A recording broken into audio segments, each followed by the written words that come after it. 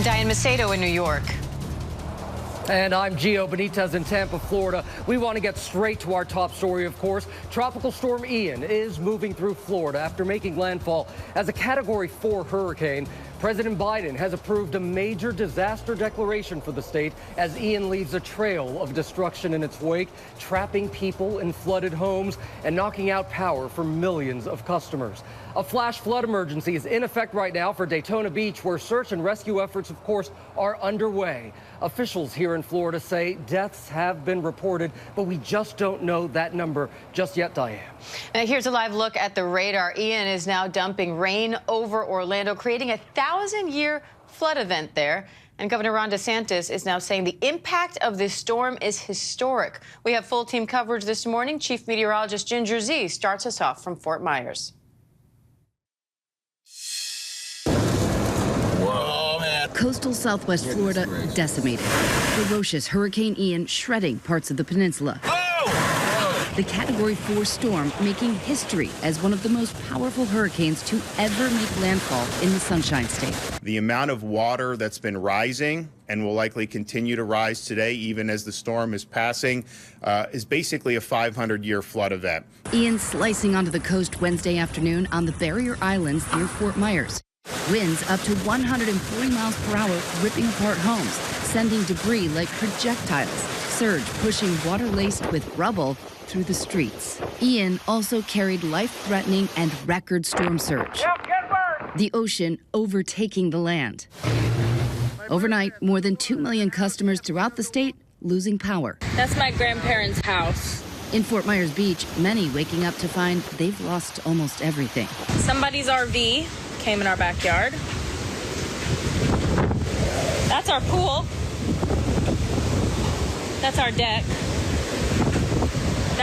That was my house. My house is gone. This neighborhood turning into an extension of the Gulf. Streets consumed by water, cars submerged, buildings shredded. These trees barely hanging on. We are beginning to get a sense that our community has been, in some respects, decimated. This floating debris was once someone's house. WINK-TV in Fort Myers forced off the air after water submerged their newsroom. Down in Naples, car alarms going off as storm surge inundates this parking garage. Water seeping into the first floor of this hospital in Port Charlotte. And in Tampa, powerful winds sending this tree into a home. The hurricane also one of the top 10 to make landfall in the U.S., roaring ashore near Kio Costa, carrying 150-mile-per-hour winds. About an hour later, making landfall a second time onto Florida's mainland south of Punta Gorda. As the winds shifted, we were right there in Ian's eye wall, the storm surge showing its power. Well, the storm surge is flexing. We're about an hour into being in this eye wall. The storm is moving north of us, but we see these winds, and that little house that we were talking about all day has gone. Succumbed to the storm surge. Now the blue roof is all that's left floating in the water toward the building. 2.5 million Floridians under some sort of evacuation order, but many chose to stay. First responders battling the apocalyptic conditions to rescue them. Members of the Naples Fire Department wading through waist-deep water, unloading a fire truck after it started to smoke. Up in the air, hurricane hunters flying inside Ian to gather more critical data, shaken by the extreme turbulence. There goes the beds. Holy cow. One of them describing it as the roughest flight of his entire career. And back at our hotel, just across from Sanibel Island, 7 hours in the eye wall of this hurricane, and it's finally starting to lighten up enough that I can get out here and show you the surge has gone off. You can see the pool again, just barely seeing the causeway, but that causeway goes to Sanibel, and the reports we've heard is that it is decimated. Ian isn't done yet. As Southwest Florida picks up the pieces, the danger is far from over. That storm heading north. All right, thanks to Ginger Z for that report. Gio? All right, Diane, and Orlando saw more than 13 inches of rain in just over 24 hours, breaking its two-day record by more than 3 inches. And ABC's Janae Norman is in Orlando with more. Janae, I know you just got to that nursing home that was evacuated. What's it looking like there now?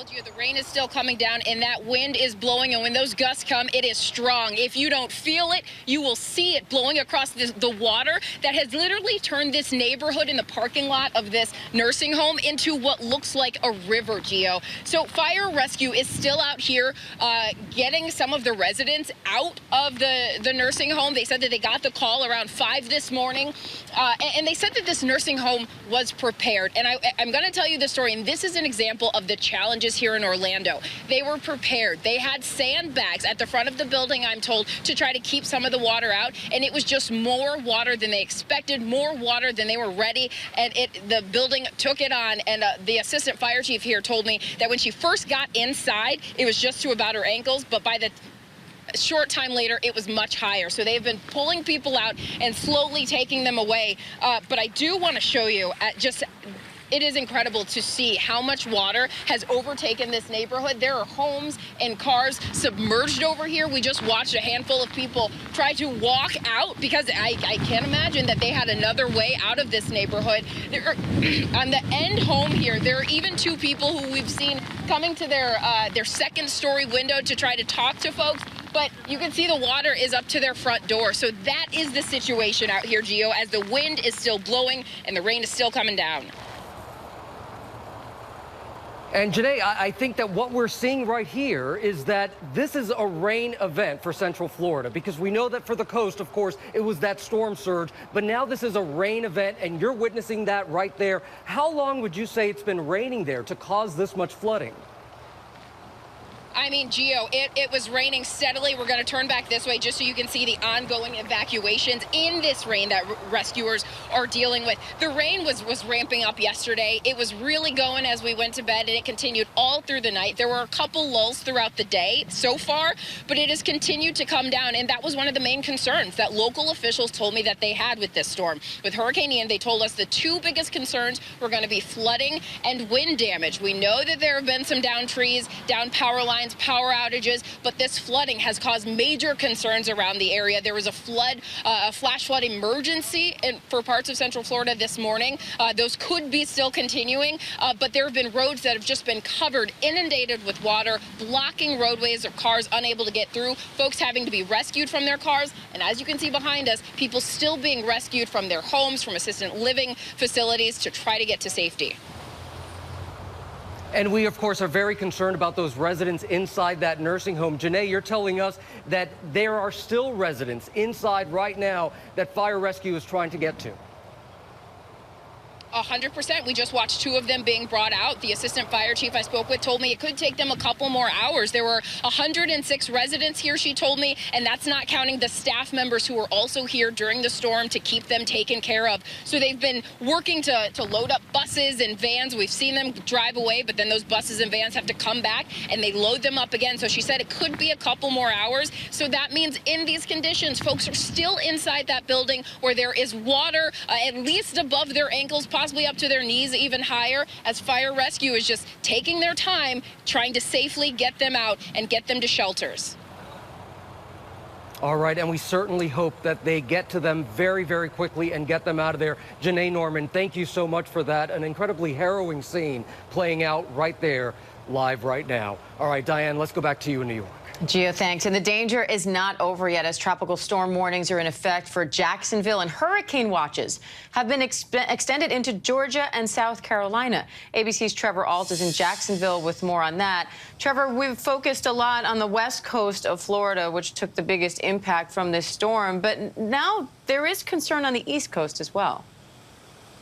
Yeah, absolutely, and it gives you a better sense of the scale and the breadth of this storm, Diane, because we've first seen all this damage on the southwestern portion of Florida. Then where Janae is, Orlando is smack in the center of it, and now playing out as Ian moves over to the east are more water rescues. Right now, we know there's active water rescues that are happening on Daytona Beach. That's in the central eastern portion of Florida, and that's stretching all the way up to the northern portions of Florida here, too. We're talking about a combination of both the storm surge, not quite as high as what we saw in southwest Florida, but still several feet of storm surge in some of these coastal cities, and then all of the flooding from the water. Some areas are going to get 15, 20 inches of rain. You have a combination there. What usually a storm will only bring one or the other. We are getting both of them on the eastern side of Florida. And thankfully, there were some evacuations in place, as you can imagine, evacuations in the western and eastern portion of the state. But there were definitely going to be some people who were staying behind or some people who thought they would be safe,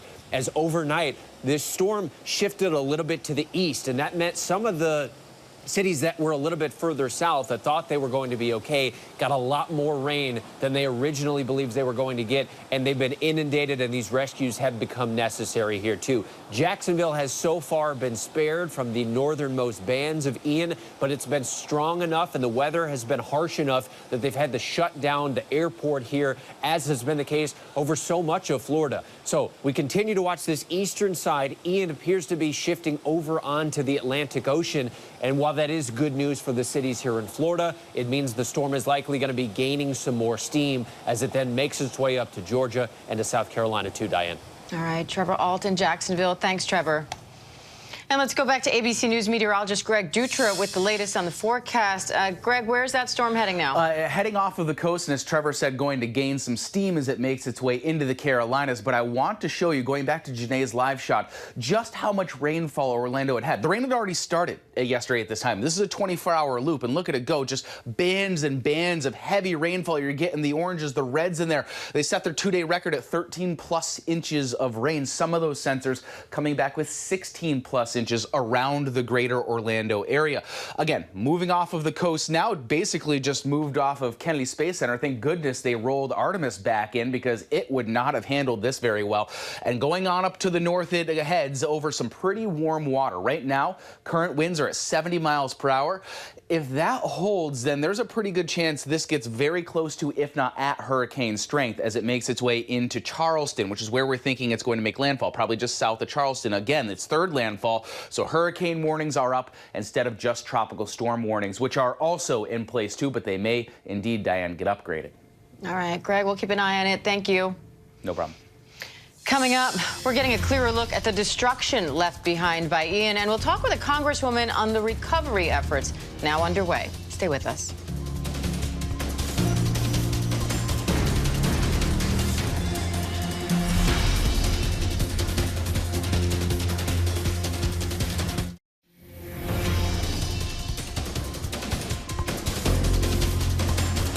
Welcome back. President Biden has approved a major disaster declaration from Florida residents in Charlotte, Collier, DeSoto, Hardee, Hillsborough, Lee, Manatee, Pinellas, and Sarasota counties. It comes after Ian ravaged parts of the state when it made landfall yesterday as a Category 4 hurricane, leaving behind submerged neighborhoods and millions in the dark. Florida Congresswoman Kathy Castor, who represents the Tampa Bay area, joins me live now for more on this. Congresswoman, thank you for being here. I know it's a busy time. The governor is calling this storm historic, the damage left behind historic. What are you seeing and hearing in your area? Yeah, hi, Diane. We have a major catastrophe on our hands here in Florida, and search and rescue is underway along the West Coast, especially in Charlotte and Lee counties, where I'm afraid as we begin to see the images of the destruction, folks will be taken aback. And we need to give those first responders all the room necessary to complete their missions and save lives right now. Even the flooding up into the Orlando area is shocking. That amount of rainfall is very out of the ordinary. But this has been a very rainy September all across the state of Florida. The rain gauges have been overflowing all month. So when you add that amount of rain on top of it all, where we're going to have flooding where we've never really seen it before. The rivers now, with that massive storm surge pushing all of the water up into rivers and streams, I'm really fearful for people who lived along those rivers, especially in Southwest Florida, along our bays and creeks. I'm afraid we're going to be dealing with a larger loss of life than we anticipated. Now, you were among those calling on the president to issue this major disaster declaration. What do you think this recovery is going to entail? we're going to need everyone's help across the country. And I appreciate President Biden and Governor DeSantis working together to ensure that we have all the resources necessary across the state to deploy. This is right now, we're in the response mode, saving lives, search and rescue. Based upon what I've seen during my lifetime as a native Floridian, this kind of recovery is going to take years.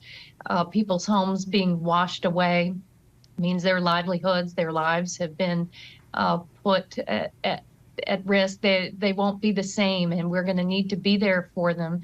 You know, here in Washington, where I evacuated to early, I live 1 block from Tampa Bay and had to evacuate. My husband and I, we boarded up our home Monday and Tuesday, and I got one of the last flights out, thinking it was headed to our area. When it took that hard right turn into the Fort Myers area, I think that took some people by surprise. They didn't have as much time hearing the messages about the importance of evacuation, and I think that's unfortunately going to lead to probably a loss of life number that is going to be shocking to folks. But the recovery will take years. Years. All right, Congresswoman Kathy Castor, we appreciate your time today. Thank you. Thank you.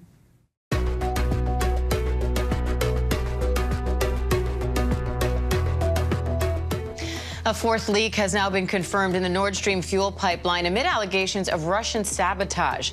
Meanwhile, Vladimir Putin is on the verge of illegally annexing parts of Ukraine after sham referendum votes. Chief Foreign Correspondent Ian Pannell has the latest. The Kremlin announcing that Vladimir Putin will hold a signing ceremony tomorrow to formally annex the areas of Ukraine it's occupied. The move follows bogus referendums in 4 areas of Ukraine, where, unsurprisingly, an overwhelming majority of voters apparently supported annexation. President Zelensky pushing back, saying these brutal violations of the UN Charter must be punished. The White House denouncing the elections. These referenda are illegitimate and frankly outrageous.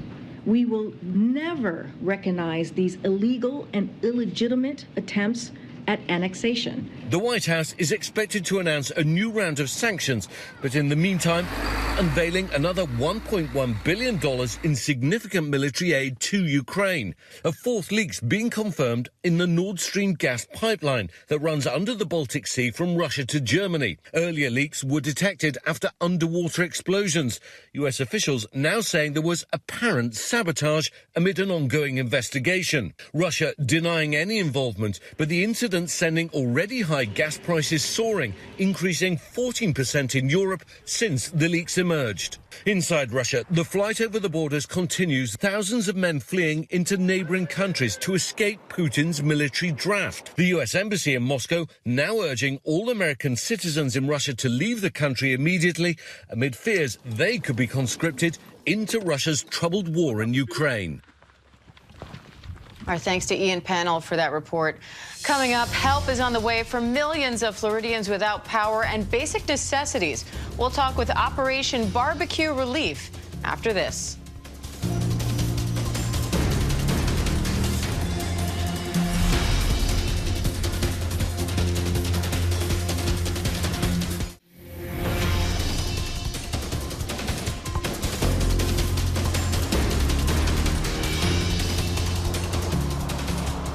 And welcome back here on ABC News Live. I'm Gio Benitez in Florida, and as Floridians begin to pick up the pieces from Ian's devastation, millions are still without power and other basic necessities, of course. Thankfully, in addition to emergency crews, volunteers, those other heroes, they are heading to the storm zone right now to help, and one of them is Johnny Imbriolo of Operation BBQ Relief, who joins me live now with more. Johnny, tell us about Operation BBQ Relief. What are you doing right now to help there? Hi, Gio. Thank you for having me. Right now, we have teams efforting on the way down to Port Charlotte, which is where we've identified as a spot where we're going to bring all of our equipment in and cook barbecue for first responders and in need. The team that's efforting that location right now, we're hoping to get food on our smokers as fast as possible. All of our equipment is en route to that location, and we'll set up, start loading our meats, and within a few hours, we'll be able to provide some great comfort food, some hot, fresh cooked barbecue. And Johnny, based on what you've heard there from folks on the ground, what do people there need the most right now? Right now, folks have no power, no communication in that area, no means for food. So right now, food, nourishment, water is what we're hearing is the biggest needs right now, and supporting the rescue efforts. A lot of our first responders have begun working, have been working, and will continue to work very, very long shifts. And our goal is to be able to provide nourishment to both first responders and people affected by this catastrophic storm. Yeah, and no doubt about it. When I say other heroes, volunteers, we're not kidding, because that is really what's needed, is volunteers to help out. And that's always what happens here in Florida. So many volunteers come together. Johnny, I know you guys are the king of barbecue right now. That's what you know best. So tell us, what are you serving up right now? So right now we are getting ready with pulled pork sandwiches, smoked sausages. As the rest of our supplies get into the area, we'll be able to advance that into some smoked turkey and roasted chicken, and really anything that we get in that we can cook, we're going to start cooking en masse to help feed the folks in need. Johnny, is it difficult to find volunteers for something like this, or do they just pick up the phone and say, hey, we're ready to go, whatever it is you need down there, we're seeing what's happening, let's go? Well, we have a network of volunteers nationwide. We put the call out 2 days ago saying that we will be deploying to Florida. But as you can imagine, travel to get folks into the area is always challenging. So we do have local Florida volunteers, but we're always looking for volunteers, especially in the local area, that could help join us in our efforts. They just simply need to go to obr.org. And they can sign up to be a volunteer, and we'll be able to get them on site. No cooking experience is needed. We have plenty of positions that people can fill, and we teach everybody how to cook some great barbecue. All right, Johnny Imbriolo of Operation Barbecue Relief, thank you so much, sir, and thank you for what your team is doing. We appreciate it. All right, and that does it for this part of our coverage here. I'm Gio Benitez in Tampa, Florida. And I'm Diane Macedo in New York. Do stay with us as ABC News Live continues with more news, context, and analysis.